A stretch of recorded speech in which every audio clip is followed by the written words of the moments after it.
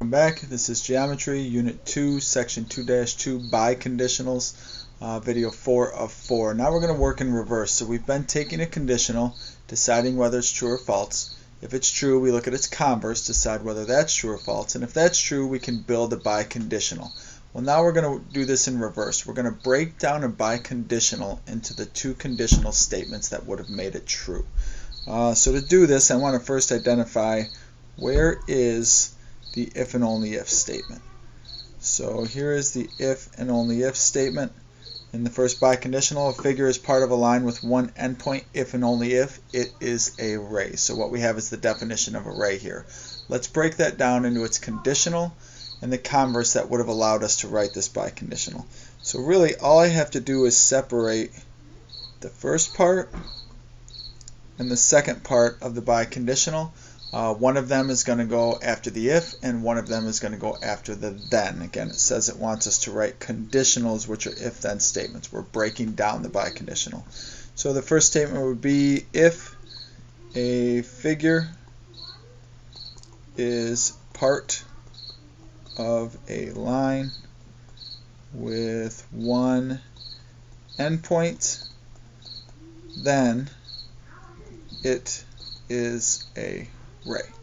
So that would have been one conditional that allowed us to build this biconditional. So the next one would just be taking the hypothesis conclusion and switching them. So if a figure is a ray, then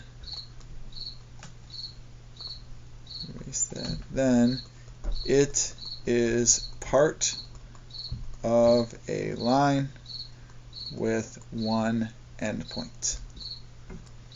Okay, so remember, every biconditional is built from a true conditional and its converse also being true. That's the only way you can write a biconditional. Therefore, we can take a biconditional and break it up into its two conditionals that built it.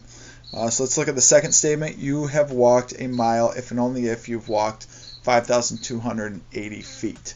So we have the if and only if right here.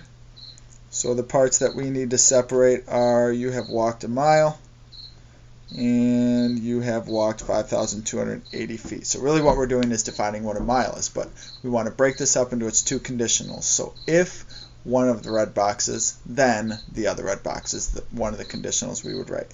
So we could write if you have walked a mile, then you have walked 5,280 feet. And the other conditional would just be taking the conclusion, writing as the hypothesis, and taking the hypothesis, writing as the conclusion. So if you have walked 5,280 feet, then you have walked a mile.